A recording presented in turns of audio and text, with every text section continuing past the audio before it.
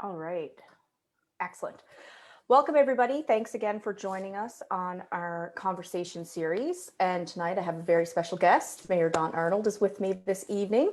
We're going to chat a whole lot about the power gap, what that looks like, what are some practical steps and things we can do as women to kind of close that gap, because this conversation and the topics of conversation probably won't be, strikingly new to anyone, but let's move the conversation to the next level and talk about practical steps and ideas and actions we can take to kind of stop having the same conversation and start seeing some actual change.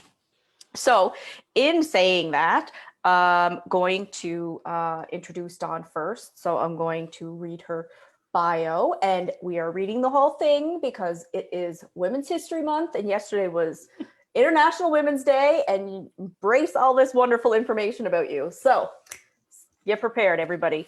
So, elected as mayor in May 2016, Dawn Arnold brings a vision to move Moncton forward by building a stronger, more transparent, and economically sound city. She was first elected in 2012 as councillor at large and quickly earned the reputation of being one of Moncton's most active, involved, and accessible councillors. In her mandate as mayor, Dawn, in collaboration with the council, will see through the responsible completion of several key projects. She is also committed to keeping City Hall open for businesses and making it easier for local businesses to grow and thrive.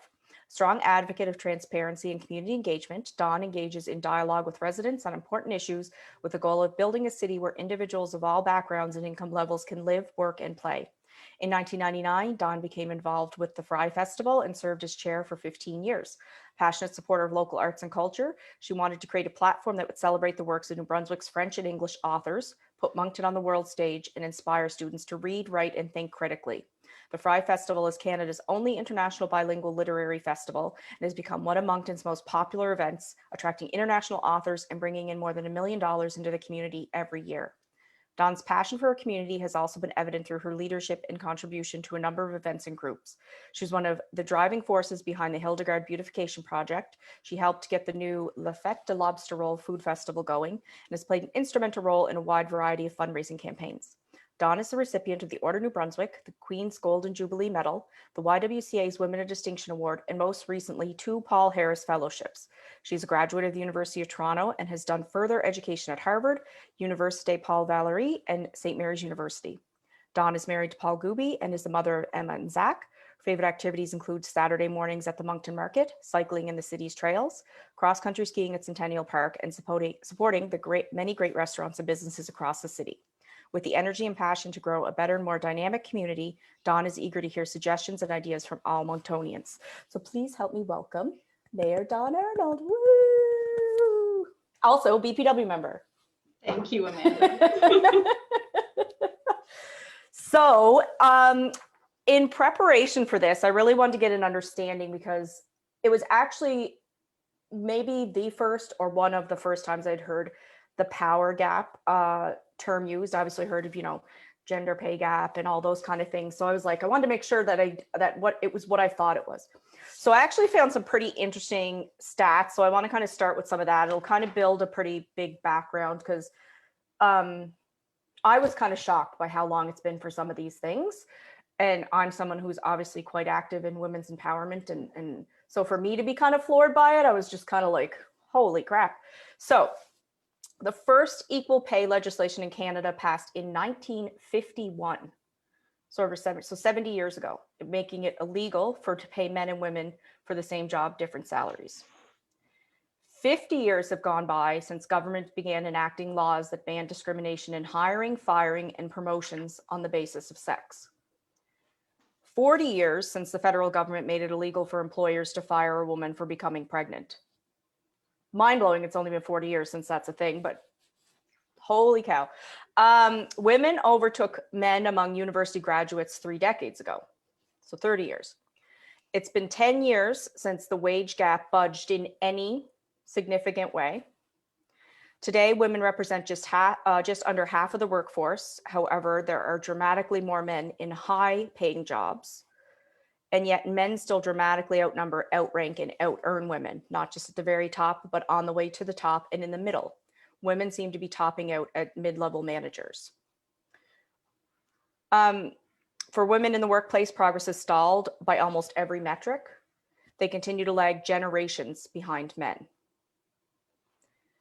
That women are underrepresented among presidents and CEOs in the private sector is well known, but this trend holds true in the public sector. Inequities run much deeper than the compensation or lack of female CEOs. There's a power gap in the modern workforce. So again, that's like so many mind-blowing facts. So on that stage setting, where would you like to start talking about this? It's a bit overwhelming, actually. And that's why I think this year's International Women's Day, Choose to Challenge, is such a good tagline, because we have to start asking those questions. Mm-hmm. You know, some of those things, that is a long time. Like, we should be doing a lot better. So, yep. So I've been thinking about this pretty deeply. I mean, I'm kind of obsessed with it a little bit, because when you think about something like a mayor, how many mayors across this country? 18% of the mayors across this country are female.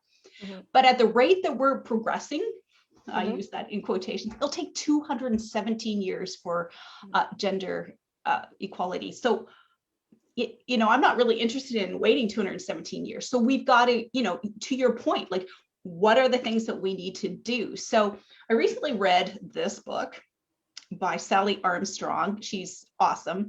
She actually has New Brunswick connection. She wrote the 9 Lives of Charlotte Taylor. But she was asked to do a Massey lecture, which is a big deal. And it's called Power Shift, the Longest Revolution.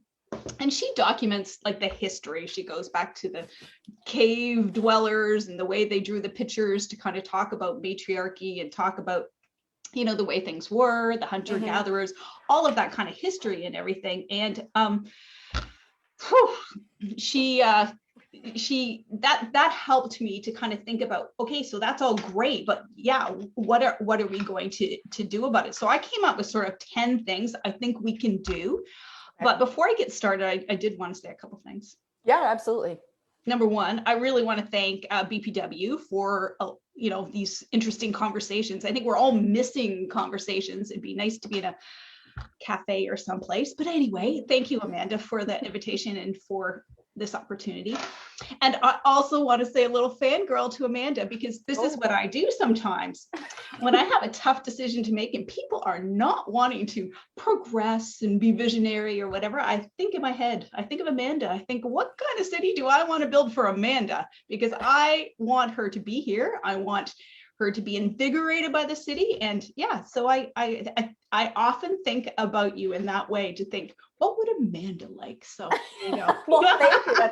That's super flattering. I remember early on, so I'd obviously seen you at BPW meetings, and I thought that was super cool, like that the mayor is part of this group. And it was really like you were there as Dawn, you weren't there as the mayor, but it's still a cool concept that, you know, that a successful woman in leadership is part of a community group, and you would chit chat with everybody. You know what I mean? So you're part of the group. So I thought that was very, very cool, but still, like, you know, a little like hesitant to chat with you, like all that stuff. And I remember being in line behind you. I think it was at the donor dinner at the hospital a couple of years ago.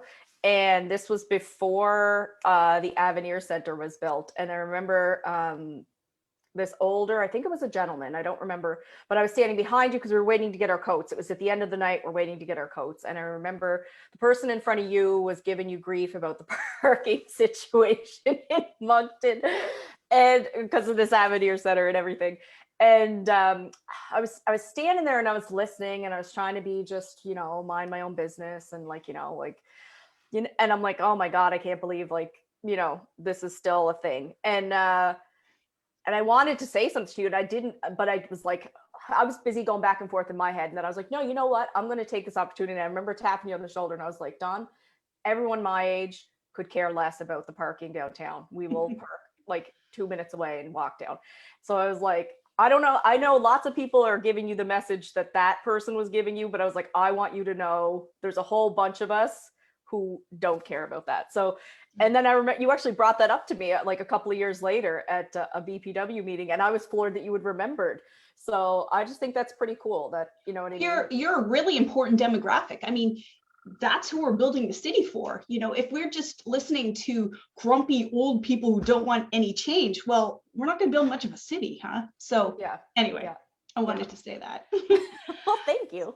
So I have these 10 things, but I really like it to be a conversation. So, and if anybody Absolutely. has any Yeah, if anybody has questions any questions or comments, feel free to put them in the comments.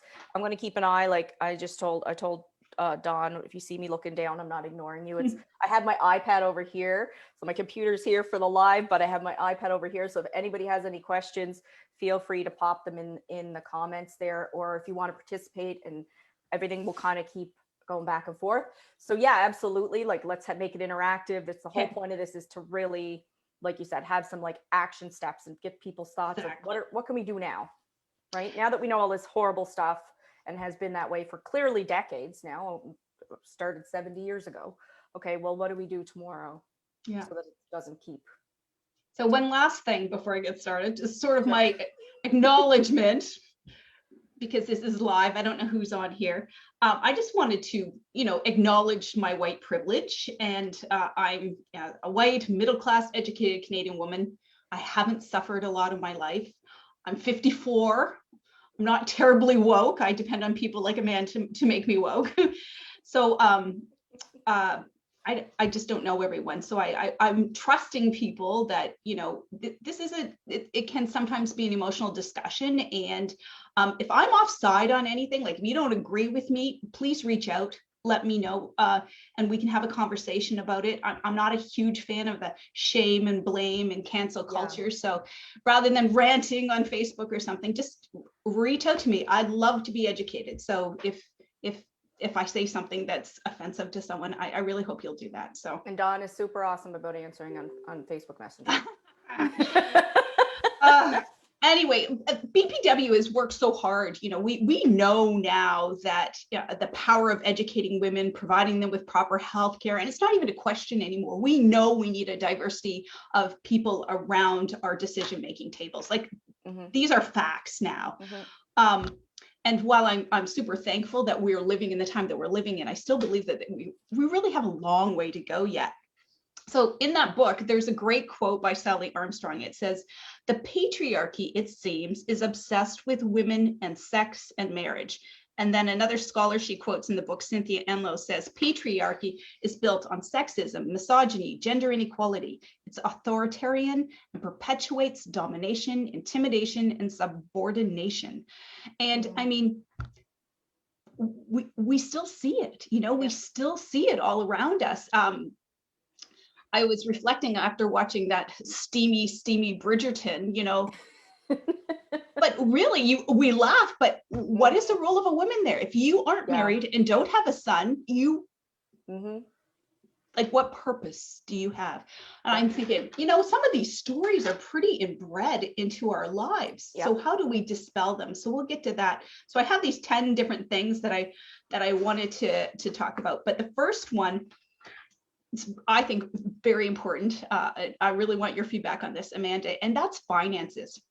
When the Globe and Mail's had a recent study, and they've been looking at women in finance and just how there's so few of them.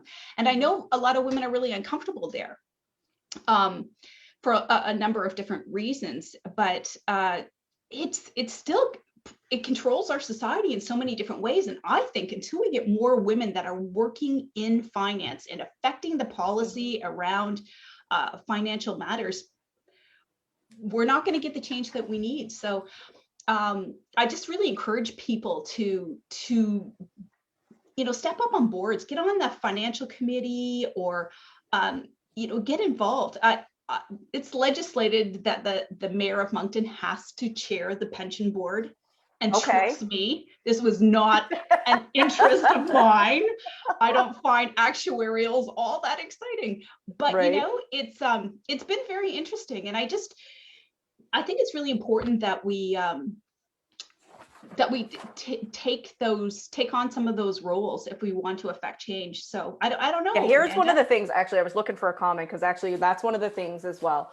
So yes, still tons of room to be done in terms of financial institutions and women's involvement. I'll say from that perspective, like there's tons of women that tend to work for financial institutions, but the higher up you go, the less women there are. There is progress being made. RBC just won the Catalyst Award for women's initiatives. 46% of our executives are female, and I think 52% of the promotions last year were women. And again, that's disclaimer. I work at RBC. That's why I know these things. Like I know, I'm sure all the other banks have similar stats.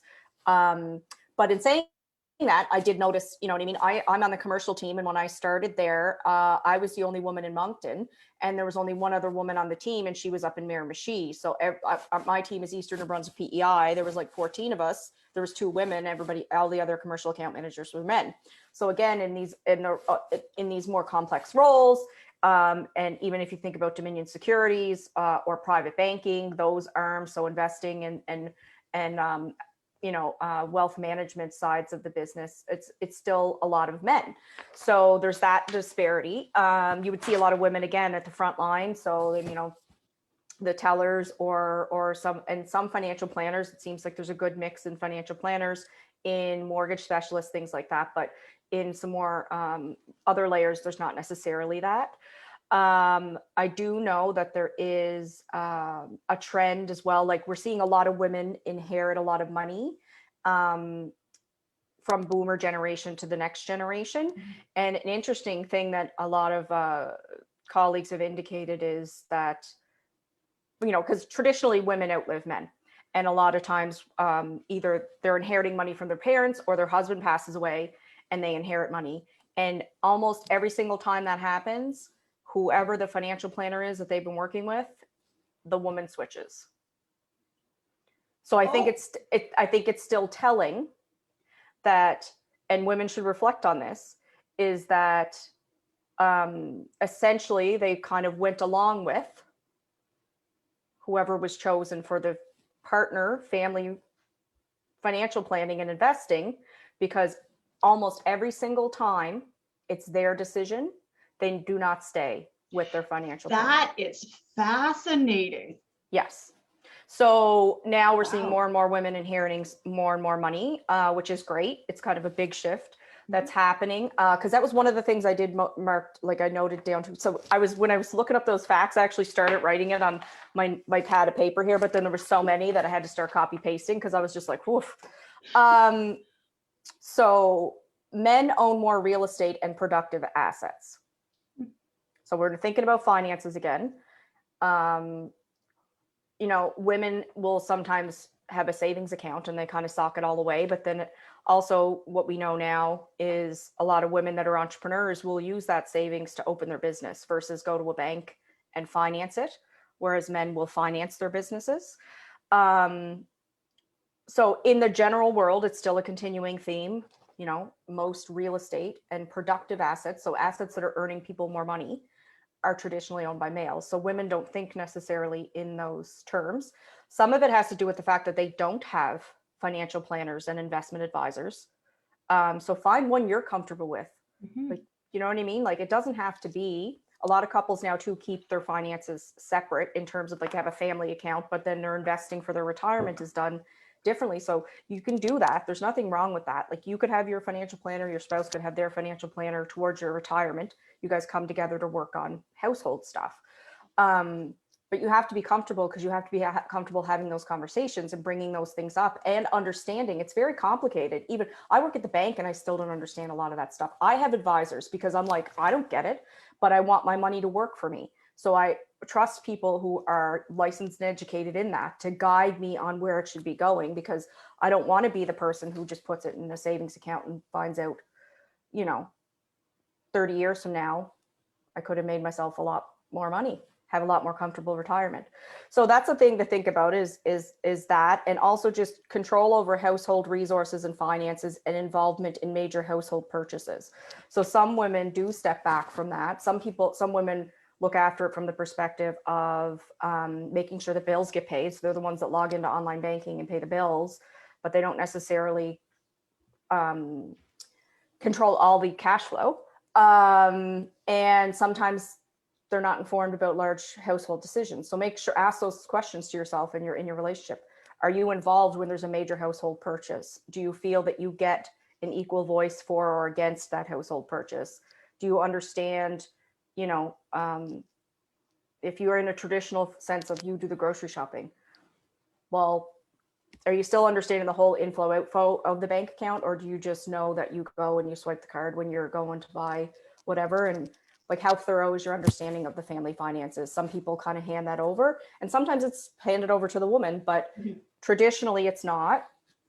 And these are some of the things from a financial perspective that, and also women need to consider, like, what does it mean when you live longer? So traditionally they always give out this, oh, save 10% of your pay. Well, that's great, as long as you don't live past the 10% of your pay. Right? So with women, maybe it's 12, maybe it's 15, but you need to find out, you need to talk to somebody that knows that, so that you know that you're putting away the right amount of money. What happens in divorce, like in chances of divorce, or if you become a widow, like there's all these different, women go off on mat leave. So, you know, does your company up your pay? If so, for how long, to what percentage? If not, and you're only receiving maternity leave benefits, well, what does that look like? You know what I mean? There's already the pay gap. So all these things keep compounding, right, on the top that, so you're out of the workforce for a certain amount, or you're only getting paid a certain percentage. All those things can impact your retirement, can impact your livelihood. And they're not fun conversations to have, but it's like, you need to be aware and educated on it. So, Yeah, so that's that's a lot of my thoughts. Sorry, I just kind of no, that's really good. No, but that maybe that gets back to asking the questions too, right? Like we need to be asking them anyway. Oh, that is really interesting, Amanda. I have never thought about that. On finances, I had a couple other little or smaller things. You know, we're getting into a municipal election, and you know, it's hard to ask people for money, and it's really hard to ask for money for yourself. But I'm putting it out there that particularly at the municipal level, young women that are running, they don't have any party behind them, so it all comes, they have to raise it all. So there's some really awesome candidates out there, and I just really encourage people to, you know, seek them out and support their campaigns. It's tough for and I think that's a good point too, because a lot of times too, we as women, we gather together and help as a community, and we'll help, you know, put out signs or make photocopies or make phone calls, and all that stuff's still important, don't get me wrong.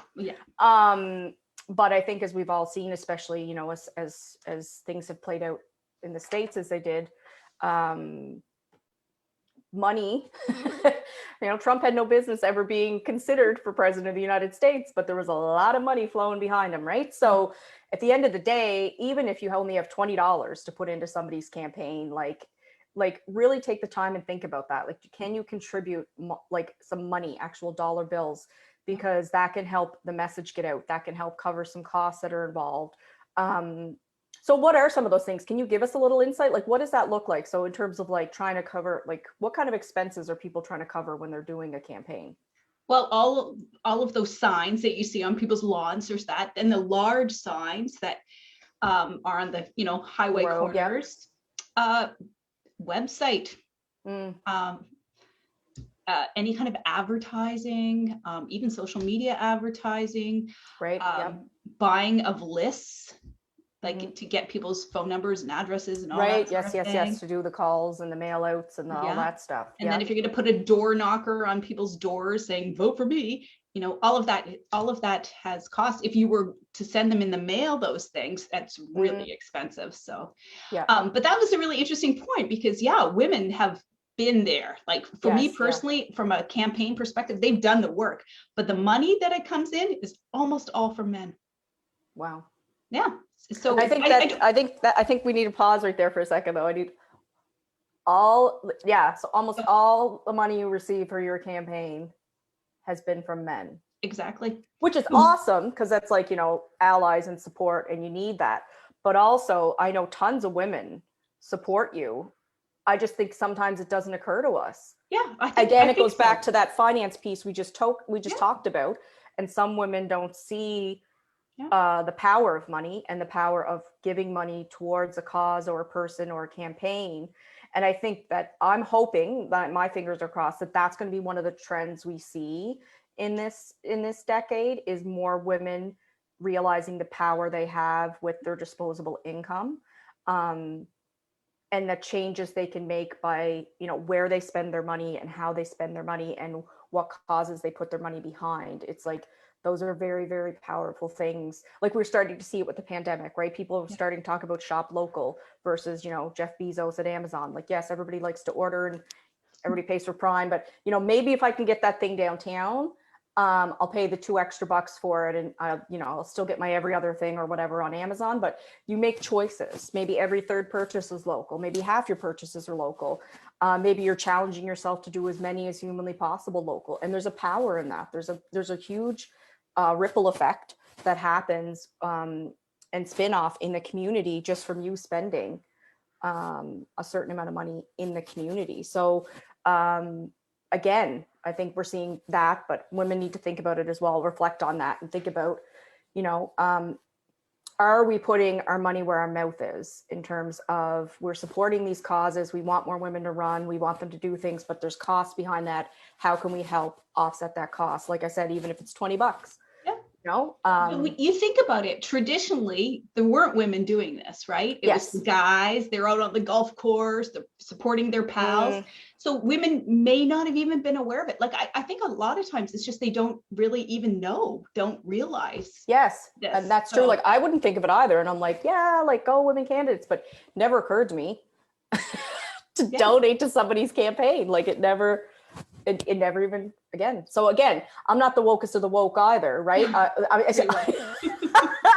I'm still learning, but like, that's why we need to have these conversations, because it's like, well, why didn't that occur to me? And like, so yeah, good point. And I challenge everybody out there to think about that.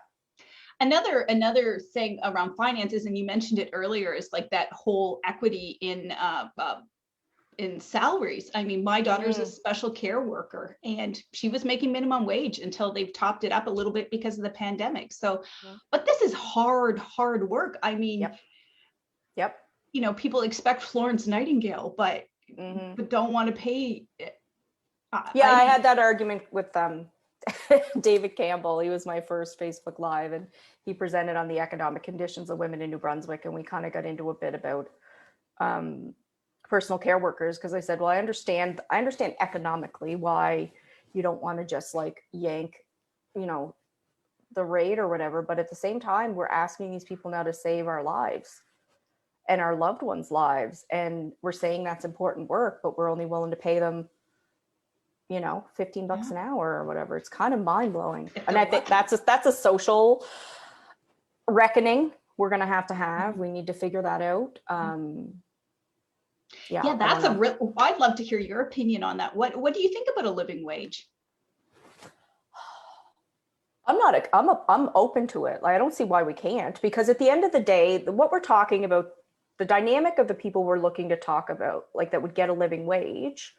I mean, all these different studies have been done. These people are going to spend every penny of it. It goes right back into the community, right? It goes right back into the economy. It's not like we're giving Jeff Bezos more money, right? Like, and he's just hogging it. That's the problem with all the one percenters. They just keep getting more money, but they sit on it. It doesn't circulate, right? It doesn't circulate in the economy. It doesn't stimulate growth. It doesn't stimulate business. It doesn't do anything. It just sits there, and then they decide they want to fund space research. And I'm like, oh my God, just what is with the billionaires and wanting to go to space? Like, why don't you put some of that money in like research that's happening here on this planet? I don't know, or pay your people more than $15 an hour.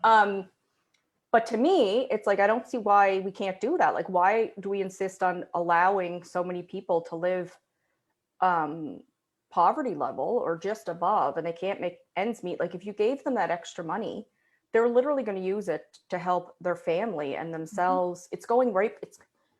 They're not stuffing it in a mattress. Like, this is money that's going to get circulated into the community, and it's going to help people live better lives, healthier lives, which again, that's what another thing is, like, you offset other costs, because then this person doesn't have to stress themselves out working 3 jobs or try to find their kids a place, like and paying extra in childcare, and like all these different things. There's so many different facets to it. I definitely think it's something we should look at, especially like they did this with the pandemic.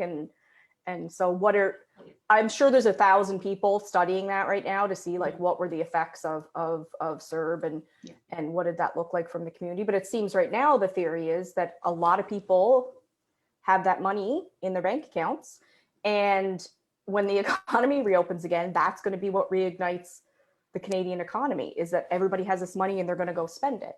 So again, my theory of that if you paid someone a living wage, because I think people focus too on this whole, oh, well, people are going to abuse that. And I think that's so ridiculous. I think that if somehow, like if we go down that rabbit hole and say, yeah, like the fraction, the tiny percentage of people that would ever be abusing the living wage, that to me doesn't offset the 99.9% of people who do need it and are, benefiting from it versus that one person that's, duping the system or whatever.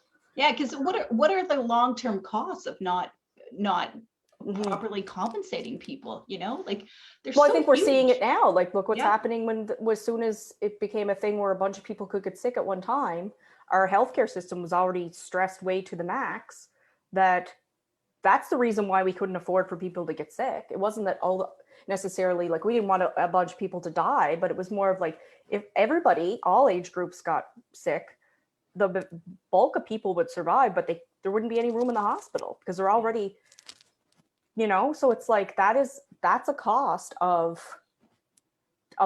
not properly investing in the healthcare system for decades. Yeah. Decades. So yeah, lots on finance, huh? I knew that would be good for you. Thank you. I'm going to see over here. I'm sure minds are exploding right now.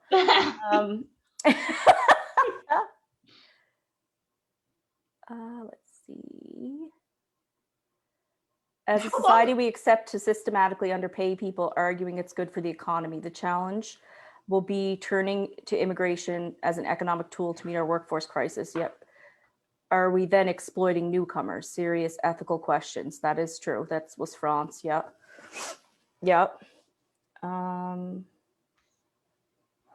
And then Lisa Dow says, not to turn the direction of the conversation, but here's some insight on gender misrepresentation in the mental health space, both from a practitioner and consumer perspective. Approximately 68% of the clients I see in my community mental health office are male, and approximately 71% of professionals working in humanities sector are women earning less than $60,000 a year.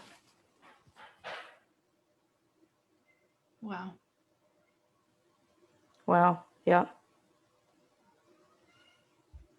Well, I personally am excited that the number is that high for males seeking mental health, because that's always been a big challenge too, is the messaging given to men about just man up and, and they're, smash your feelings all down. So I don't necessarily see that is a bad thing.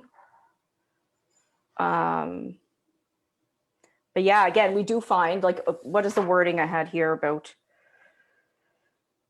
women's jobs? I can't remember, but it's always painful the way they word it. I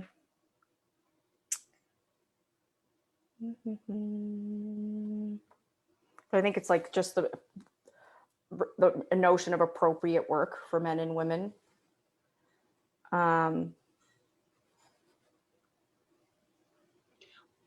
Well, I mean, and that's another thing that we can be doing too. I mean, that's something we can do. We can enforce, those, or when men want to do non-traditional male roles, we should be out there supporting them in that too, I think. Yes, 1,000%. Like it goes both ways. Both ways. I always say, ask for the plumber, ask for the female plumber, or the woman plumber, I should say. Like these are things that we can do. Yep. And I think that's an interesting thing too. I did an exercise once, and it's amazing how, you know what I mean? If you just say titles, the first photo that might pop in your head, and when you say certain, like, if you say mayor, or you say lawyer, or you say president, or you say doctor, that unconscious bias. Yes, traditionally you see old white dude, right? Yeah. Yeah. So it's challenging that. And that's me. I know, like, same thing. I can't remember what it was, but they talked about it. And I was floored when I found out that the person they were talking about was a woman. I was just like, because I automatically just in my mind assumed the person in that role was male. So again, it's about challenging these ideas always, always, always. We have a lot of unlearning to do. Yes. So, yep. Oh, so that was finance, sort of. I don't know if we're going to get through all 10 of these, Dawn. We have 24 minutes left and we've done one. Well, we'll maybe move on then. So, sure.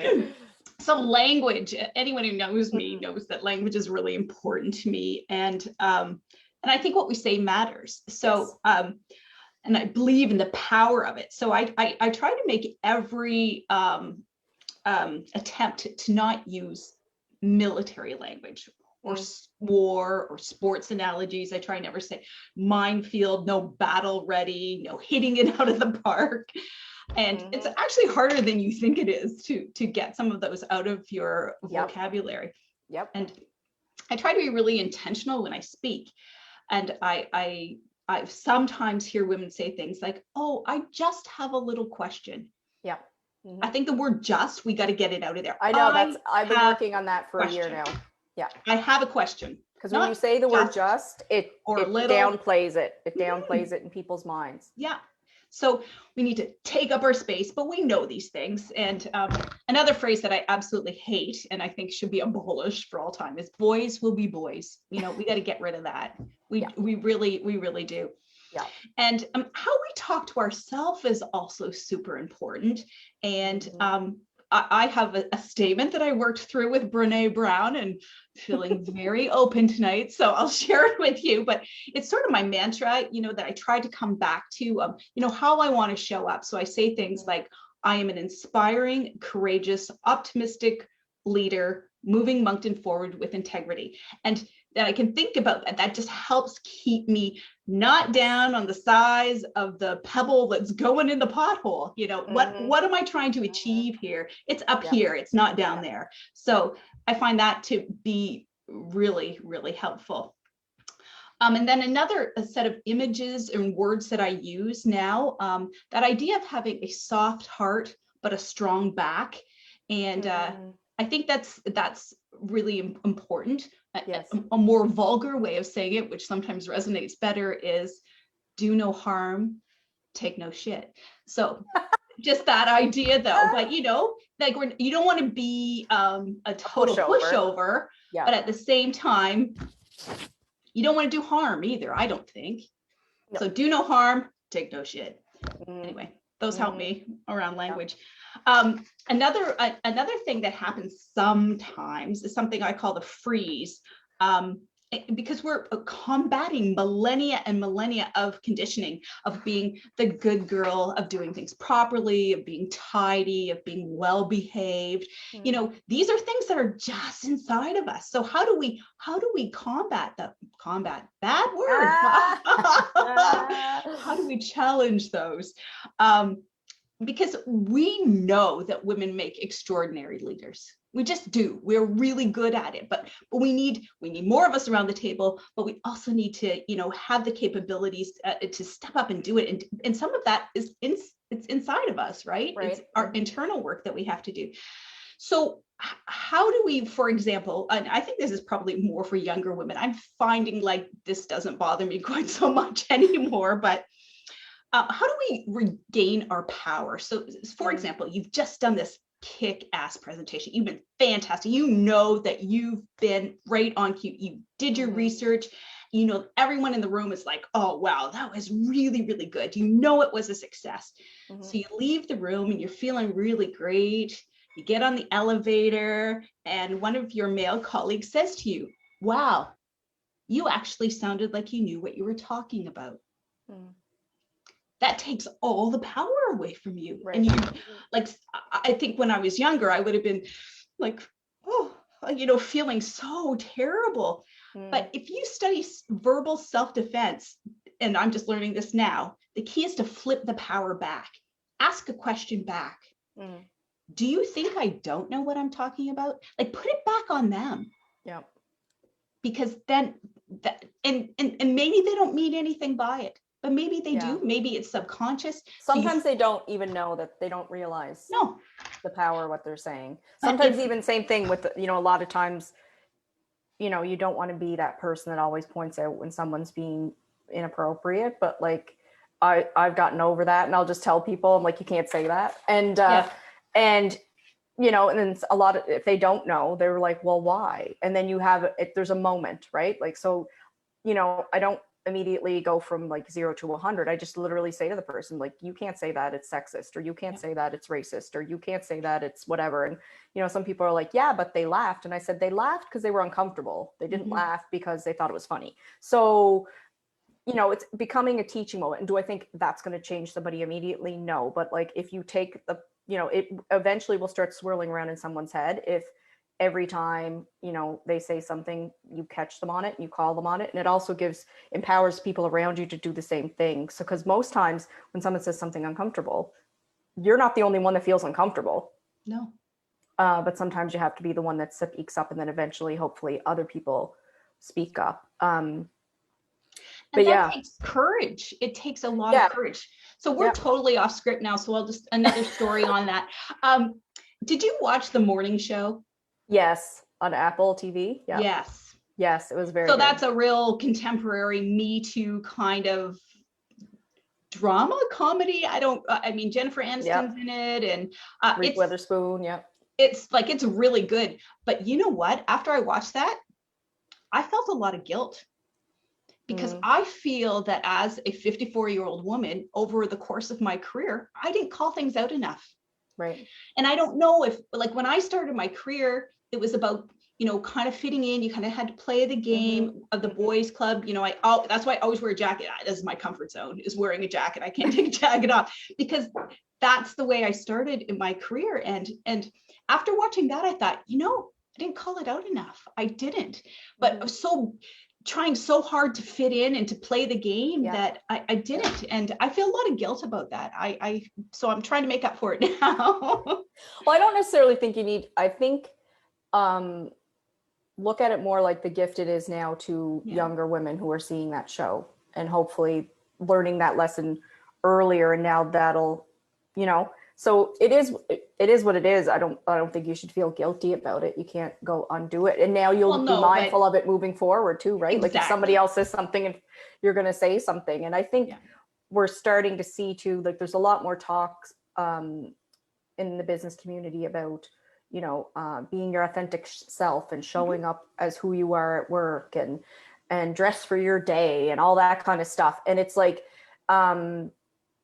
for years, and really still continuing now, majority of women don't show up as themselves.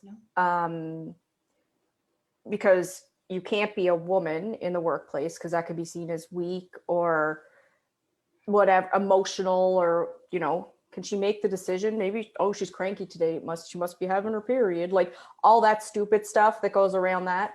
But you can't be like a hard ass, because then you're seen as a bitch. So it's like you almost become this sexless being throughout your career, right? Because if somebody sees you too much as a female, then you're one thing. If they see you too much as a male, it's another thing. Well, like that's hugely confusing and unnecessary. And I think we're starting to see now a lot more women just push that aside and say, forget it. Like, I have awesome skills. I'm super talented. I have a strong opinion. I get shit done. If you want me here, you want me as who I am.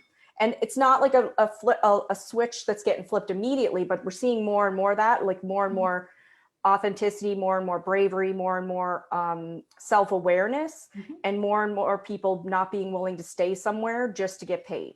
Like, and it's young women like you that are doing that. Like, I find older women, we're getting better at it, and I think as we come into ourselves, but we had a lot of conditioning. So you guys are inspiring us to say, oh yeah, we don't have to put up with this. We can be who we want to be. And I think that's fantastic. Yeah. And it's, like I said, it's a work in progress, right? Like, it starts out pretty small. Like, I started with my purple pens and my purple paper, and I love purple. So I was just like, that's what I don't care. I work at the old stuffy bank that, everything's supposed to be but I'm like, I got my purple pen, I got my funky fingernails, and I got my crazy eye makeup and whatever, but I can get your loan done. So I have a unicorn and a magic wand on my desk, but that's mostly because every 7-year-old girl that comes into my office is just like, you have a unicorn? yeah. So I think there's just, like I said, I'm hoping anyway, like to me, that's what I see, and I'm hoping still continues, is that just more and more people embrace who they are, especially since we're, as a society on this journey to embrace people and of all backgrounds, all races, all genders, all identities, everything. But in order to do that, you have to let people be that. Yeah. And so, that comes along with getting rid of those norms of, of women have to wear business suits or whatever it is, right? Like, so, or like you said, like golf and whiskey and yes, and like all that, like why do I have to pretend to like that for you? Yeah. Like if you want to talk to me, cool, but like or, I don't want to do it on a golf course necessarily, right? I'll go play golf with my female friends, because that's fun. I don't want to do deals on the golf course. That's not fun to me. Like, yeah. Pass. Or the football game or whatever, right? I'd rather go I miss basketball. I know you can relate to this. Too. I miss the basketball games. Oh, I miss that a lot. I love those. So I have another one here. It's say her name. And I feel this is really important. We need to speak up. So recently, here's a little anecdote. We had a female environmental engineer come and present to council. When one of the counselors wanted to ask her a question, he said, yeah, could that girl over there come up? And he just pointed at her. I was like, what? I said, oh, do you mean, and then I said her name, the professional engineer on the project? This is important stuff. It is important. Yeah. We can all do this. This is an easy one. We can also acknowledge when ideas come from, because I think anyone who's been part of a team that is both men and women, I'm sure you've seen this happen on occasion. A woman comes up with an idea, shot down or diminished in some way. And then a little later, a man says it in another way, and everyone's like, yes, that's such a great idea. The greatest thing ever. Yeah. So this is your cue to acknowledge where it came from and say, oh, thank you, Amanda, for your brilliant idea. I think that's another good way that, and I think too, this is another thing that for years sidetracked women. And I think it goes back to the patriarchy and all that stuff of for so long, if you were the woman in the room, like you were the only woman in the room, and that meant any other women around were competition. And it needs to be community and collaboration over competition. There's no reason now that if there's 10 people in a room, only one of them should be a woman. So you need to be reaching back, your hand back to pull more women up, not intimidated. You should be celebrating that woman and their talent and not intimidated by, don't have fear in you that they're taking your job. That's not what's happening. They should be taking one of these other 9 dudes' job. So at the end of the day, if you're in a room and there's a couple of women and one woman says something and somebody interrupts her or cuts her off or whatever, take the opportunity to say, hey, Dawn, I noticed you tried to say something a minute ago. So try to redirect that. Like you said, use your voice, take up space. Like the decisions happening in those rooms, you need to be vocal. You need to give your opinion.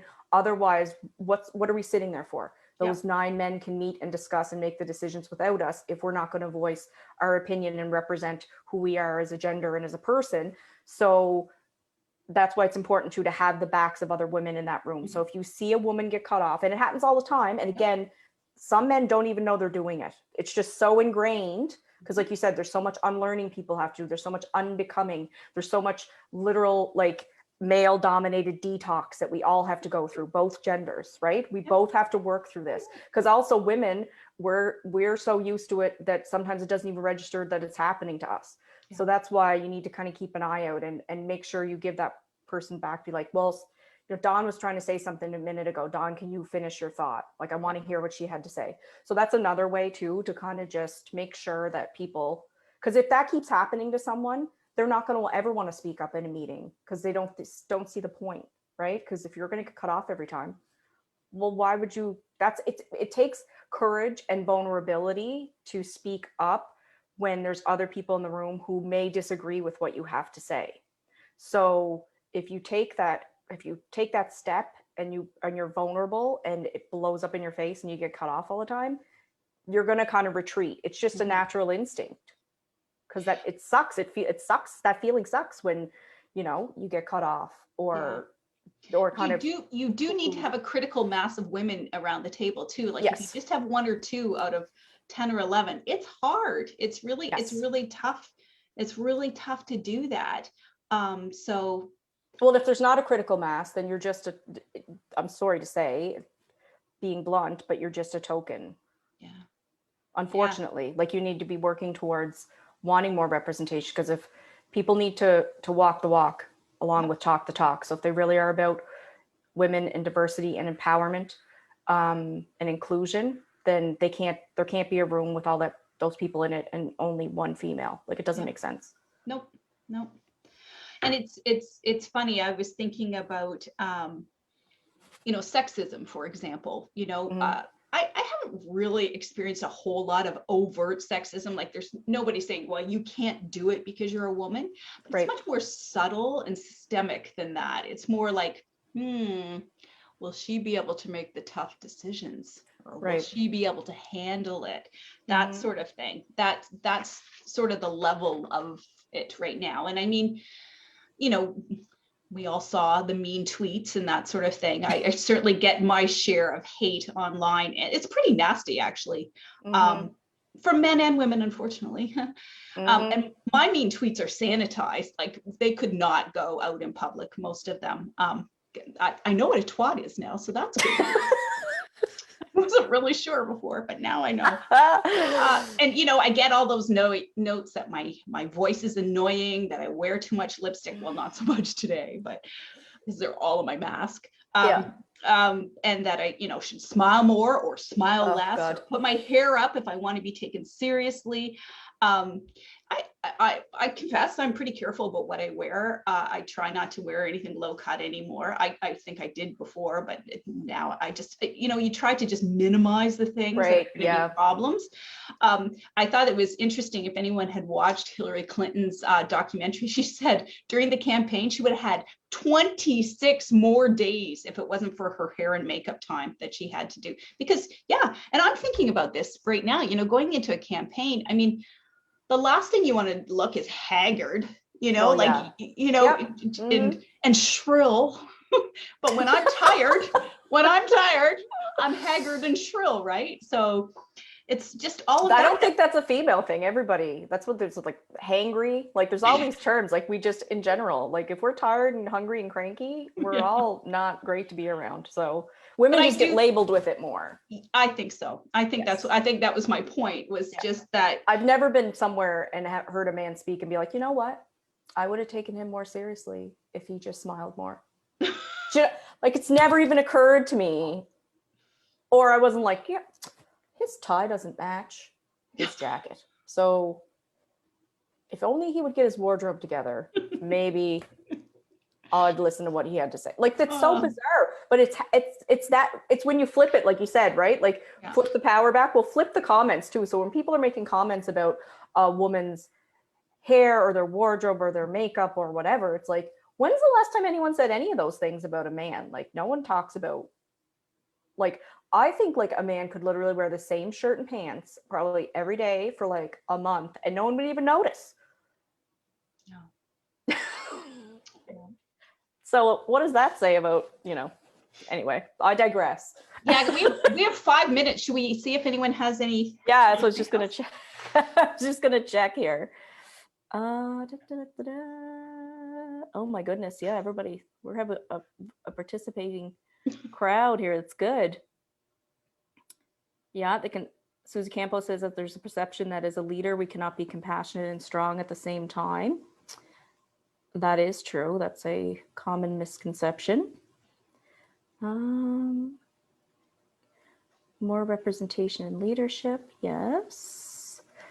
I believe women need to begin taking responsibility for themselves. My father, who was very intelligent, and the day I moved home said, never rely on anyone other than yourself. Always control your own finances and take responsibility for the mistakes you make. That was coming from the greatest man I know. I make all final financial decisions after discussing them with my husband. Hubby usually says, you're going to do what you want to do anyways. And has encouraged me to take control. So that's Pam great. Jardine. And no, Pam, I agree with you.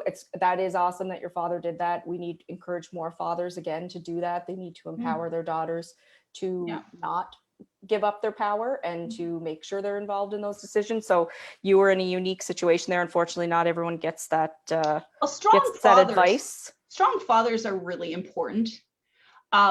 Strong mothers are very important. I was yesterday I was on a panel and we were talking about that. The men that have really stepped up in my career to help me have all had very strong independent mothers. So I think really speaks to, you know, raising feminists. My son would consider himself a feminist. He's my harshest critic, though, I might add. I think people too, like, secure men are not intimidated by women, and they're not intimidated by the word feminist, and they will call themselves feminists.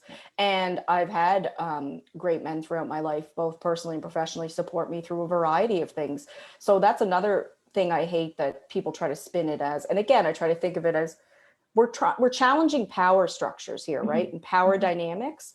And the people with the power don't want to give it back. So they're going to try to distract you with these little things. So same thing when they get people on these tears about feminist and man haters. And all, I haven't met a single feminist who's a man hater. No. They just want equal rights and equal status and equal decision making and equal power. Like, no one's saying that men can't have power. We're saying they can't have all of the power. They can't have all of it. And it's time for some of them to step away from the table too and make some space for others, I believe. Yeah. Absolutely. Franz was saying our last provincial finance minister was a woman with a PhD, and the media would question whether or not she was qualified. I know, that was terrible. Actually, that was very sad. Because no one has asked our current finance minister what his qualifications are. Well, he was on the radio, Don. So I mean, so obviously. So I mean, that's a really blatant double standard, right? And I say that, I know that was an asshole comment, and I still stand by it, because at the end of the day, I don't know what his qualifications are either, but here he is being fun. I know him from, you know, his history as a radio person, but it's cool. That's cool. You're supposed to be able to strive and do like whatever you want to do, right? So why is it okay when men do that, but it's not okay when women do that? Suddenly... it's not personal. It's about, you know, we have these double standards. Like, it's just, that's not fair. It's just not fair. Are we supposed to be done at 8? Well, if you have somewhere else to be. No, well, no, I mean, I don't want to keep people. We've pretty much gone off script on everything. Yeah, we basically. So that's good. That's really I'm trying good. to find that. So I'm looking at my sheet here. I'm trying to see if there's any. I have lots more, but. Let's see. So not recognizing your special talents, abilities, and accomplishments, or downplaying them. That's a bad thing to do. Yeah. So embrace those, celebrate those. We were seeing that, like I said, when I introduced Dawn, like, you know, embrace all those things, celebrate all those things, celebrate those things in yourself and in other women. Take up space, take the moment. These are accomplishments. I have a good tip that I learned at a BPW meeting once a few years ago, and they said to get your friend to write your bio for you, because we're really good at, you know, highlighting and celebrating our friends, and sometimes we're not so good at celebrating our own accomplishments. So that's true. Yeah, that was a good idea. Yep. There's also anger, and the haggard, tired feminist, the old feminist that's just angry, right? Yep. I get angry sometimes. I do. I was irrationally angry the other night. My husband had read this review of the film A Promising Young Woman. He said, "Oh yeah, you should watch that. Have you watched it?" No. Oh my goodness. So here's the premise. She's in med school with a really good friend. Her really good friend gets raped. Nobody believes her. She commits suicide. So the other girl that was in med school quits med school and is on this mission. She gets she goes out to bars and she acts like she's really, really drunk, and these men take her home, and then, but she's not really drunk, and she gets them each time. I've heard of this. Now that you say that, I didn't realize the name of it, but I have heard of this. Well, it's like, I was just really angry after I watched it. But society doesn't want us to be angry. But sometimes, I mean, I think it's okay to be angry, but to take that anger and use it for an action, like use it to, you know, to then sit around decision-making tables to change legislation that doesn't re-victimize victims, you know, use that anger for a real purpose. Channel it. You have to channel it. Channel it, you know. Here's a little quote from a short story. Where is it here? We have been told that we shouldn't get mad again because you were kind of nuts and you never cooked dinner and you yelled at the TV and you weren't so pretty. And life will be easier when you're fun again. And that's sort of ingrained in us too, right? That idea that, oh, you're just angry. Well, yeah, there's a lot of things to be angry with right now, you know, but how do we channel that and do good? Because all of this makes people uncomfortable, right? These conversations make people uncomfortable. Oh yeah, and it really makes the patriarchy uncomfortable. Young, powerful, articulate women are making guys crazy. Look at what's happening with Meghan Markle, that interview she just did with Oprah. Or Greta Thunberg. Her up. The fact that Trump had to take on Greta Thunberg, who's like 15 years old, or you know, AOC, it's like the way she's treated by some of them. I mean, they're terrified. They're unreal. Terrified they're going to lose power. Rather than embracing this and saying, listen, we could get some good ideas out of this. How do we really, what are we really here for? Are we really here to make the world a better place? Or are we here just to control and keep our power? But that's what I mean. So same thing, well, like with the Meghan Markle interview, she's taken on the royals, right? And so that's like that's a huge power structure. And so people are freaking right out because like, who's this biracial woman saying bad things about the firm, like, you know, and people would rather trash her and you know, say they don't believe she was suicidal than to say, well, maybe this is a learning opportunity that, you know, anyways, you know what I mean. It's just, it is. I didn't watch the interview, so I'm actually not a big monarchist. So. Well, she was spilling tea. Let me tell you, I watched it. It was good. I was like, ooh, girl. But yes, but like you said, AOC, like same thing. I'm a huge fan of hers, and the way people freak out about what she has to say is ridiculous. And Greta, like, she just wants to make the world a better place, and people are mad at her for that. It's old men are super mad about it too. I don't know. Like, it's very bizarre. There's something really wrong with that. That just, I mean, like that they take her on. Like she's a little girl. She's just. She's the beauty of her, and I think I just recently watched her little her documentary, and oh my God, see, it's there. And you do realize that she's got Asperger's at some but she's using it as a superpower because she says things like they are. It's just great. Yeah, and that's what I mean. So I think people should pay attention to that, even locally, provincially, nationally. Pay attention to what the reactions are when a strong woman says something that perhaps society is not interested in dealing with. It's actually, it's quite eye-opening when that happens. So let me just see what else I got on my paper here. Well, we need women around the decision-making tables. If there's anyone out there that's thinking of running that has even the slightest inclination to do it, please reach out. I'd be happy. I'll meet with anybody that's interested. You know, sometimes we think we have to have checked every single box, you know, and like, I know nothing about asphalt. I remember the first city council meeting I went to before I was elected in any way. And I went and I sat there and I thought, oh my God, I can't do this. They talk for like 2 hours about the paint, like the toxicity of the paint they were putting on the road. I thought, oh, I can never do this. But the thing is, you kind of get into it after a while when you know a little bit more about it. I'm not saying I'm an expert on pay, but you're not supposed to be. Like, we have like 680 employees at the city of Moncton. I'm not an engineer. I don't need to know those things. Council's about the what and the why. What are we trying to accomplish? Why are we trying to do this? And it's the administration's job to do the how and the who. That's their job. So, you know, you don't have to check every single box. But we need it. It is a fact. Like, we need the women around the table, so we have that critical mass, so we can support each other, so that those voices from the outside can come in. Because if they don't come in, they never get on the table. Then they're never part of any discussion, and we won't change anything. And we'll just have what the pussy grabbers with the power, you know, controlling women's bodies is about power. So, so that's why we need to make sure that, you know, strong women are out there. And I think too, for women, so like, I do think more women should run. I think we need more women in elected positions.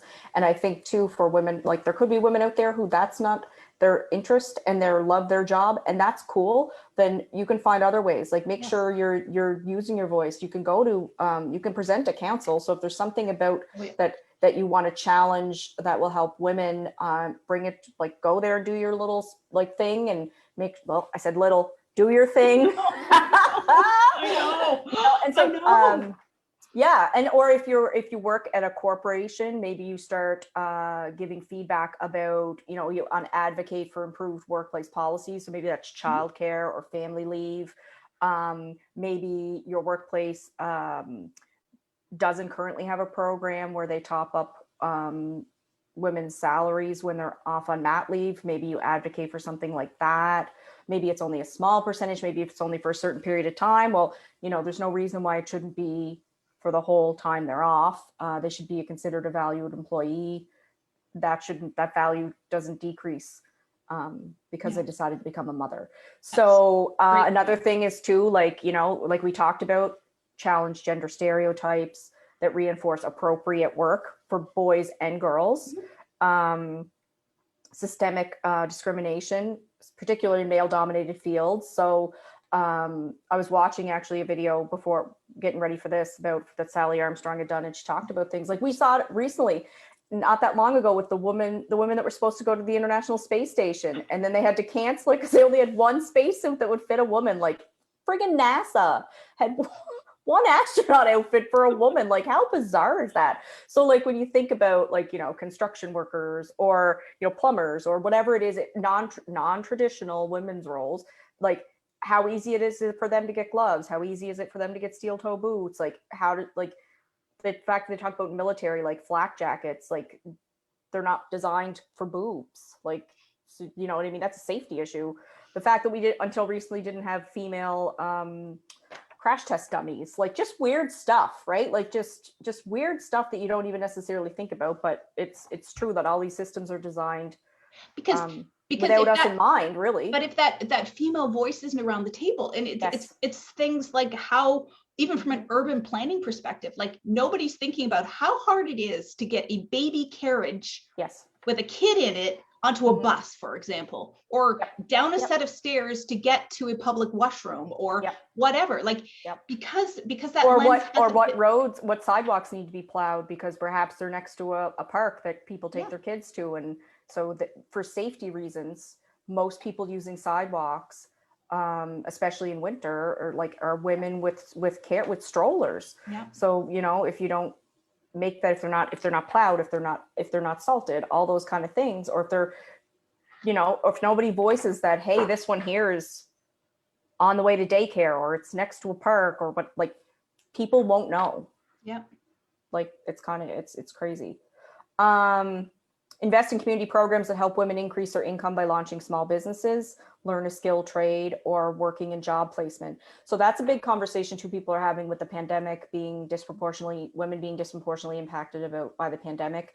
They're largely in, you know, hospitality, retail, those kind of roles, that there really a lot of businesses and communities and governments should consider reskilling programs so that women can go and learn skills to work in other jobs, because if we see a decline, if it is the K-shaped recovery they're talking about, where some industries are going up and other ones are going down, well, if the ones keep going down, there may not have an opportunity to return to the jobs they had, but they should be given the opportunity to like learn skills that they can apply into a different role, explore different and there's avenues. such a need for skills. Have you heard about the She Builds program? I'm so Yes, excited I saw about it. I want to reach out great. to them to see if they'll do a live, because that would be cool. Oh, they're great. Yeah, they'd be really good. And it's such an inspiring program. And, 9 young women that are, well, young, old, I don't actually know. They're from all over the province, and it's just women. And I've actually heard from women students at different community colleges that had been involved in trade programs, and it was a very bad experience for them. Yeah, it can be. Yeah. So this is good. one way to sort of circumvent that. I mean, I think we need to get to a day where they can all go to a trades program and it's not a bad experience for women, but this is, I just think it's really cool. And they're going to be building affordable housing, which is that's awesome. But see, again, like when you raise up women, they raise up their communities. Most women, the majority of the money a woman spends is on her family and her community. So like, and that's powerful. And so that's what I mean by like power. That's why finances is important, because there's power in that. Another good one is challenge systems that incentivize disproportionately rewarding workers who work long hours and fixed non-flexible schedules. Right. So change the game. Don't let the game change you. I'm telling you. No, we got it. No, it's true. System's broken. Yes. Yeah. Absolutely. So, and then obviously your social and cultural norms of what's appropriate work for who to do what at home. So outside of the workplace, challenge those things, have conversations. It may be uncomfortable, that first conversation of who's going to do what, but you can't do everything. You shouldn't have to do everything. So women are shouldering the majority of household and childcare duties as well, and elder parents. There's a lot of sandwich generations who both have children and elderly parents. So we need to, and again, I think that that's a societal reckoning. We need to figure that out. I know the Quebec childcare model is kind of like the pinnacle of how we'd like to see our country move forward, but we need to do something. And I think that's a big thing too, is that for the she-covery and the feminist recovery plan for the country, these are very important key things. So make sure too, you speak up during elections at all levels, make it known that these are important things and these are priorities, so that as decisions are being made, and obviously it has to be at the appropriate level, because municipality can't decide a national childcare program. But you have to make sure you make your voices heard. So if it's something that's important and it's something that can really help our society. So let me peek over here. I heard today, Megan Mitten, the Green Party MLA, is pregnant, and she will be the second woman ever to give birth while being an MLA in New Brunswick. And there's no policy around any of it. So isn't that great? Like, I think she's going to really lead some important change. Yes. Well, yes. It's unfortunate that it's taken this long for it to get to that. How crazy is that? But that'll be awesome, because that'll help so many women going forward, and also will help remove a barrier to women who want to run for office, but also want to have children and want to be able to, continue to do their jobs and be supported. Let's see. Kim suggests watching the movie Moxie. Oh yeah, that was good. I watched that the other night. It's good. Watch it with a teenager. Oh yeah? Yeah. Well, 13 plus. Oh, and Franz pointed out too, most health research is done on men. Yes. That's true. Susan Martin, protecting personal balance is a top priority. We must stop glorifying overworking. Yeah, yes. That's a good one. Yeah. Well, I think the pandemic has taught us that, actually. I think so. I wonder though, it's hard to know what we'll go back to. I think there're going to be a lot of parties. I was going to say, a lot of us were chatting about that the other day, because there was because back in the Roaring 20s, Mhm. it was because it was after the 1918 flu, and then people just like, as soon as that was over, people just went out. And so I think we're going to see another Roaring 20s because it'll be after COVID, so people just be like, ah. But hopefully we hold on to kind of some of those deeper lessons that we've learned about, you know, balance and the importance of relationships and seeing people and really where we spend our time and efforts. Like you and I, before we went live, we're chatting about how many events we haven't gone to, and that, you know, it gives you time to reflect on, you know, where are you spending your energy? And, you know, again, you can't be everything to everyone. So it's like, do I need to be going to 900 events, or should I be going to 300 and and moving the dial, right? I can't move the dial if I'm spreading myself too thin. So I really want to buckle down and focus on where I think I can make the biggest impact. So I hope that that's kind of a lesson for that everybody's taken away, and that we remember it once we get sweet freedom and shots in the arms, and but that we hold on to some of those, you know, those gifts. Yeah, you're right. Do you have any parting words for us, Dawn? Well, just thank you. This is really fun. And no, it's just, you know, we have to challenge. So that I like that, choose to challenge, you know, challenge Yes. the stories that we've been told, challenge ourselves, trust ourselves, I think, and, you know, get our internal stuff in order. That's where the power comes from. It's from inside. And I always say this, but, you know, we need to know our strengths and just own them, because we may not look like, smell like, taste like, feel like anyone who's done the job before.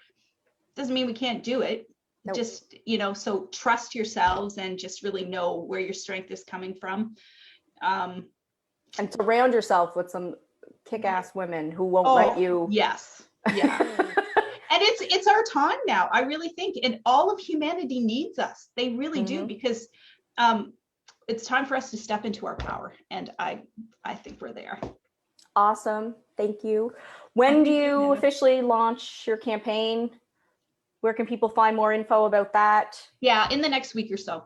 Okay, cool. So they can probably watch your Facebook page? Probably, yeah.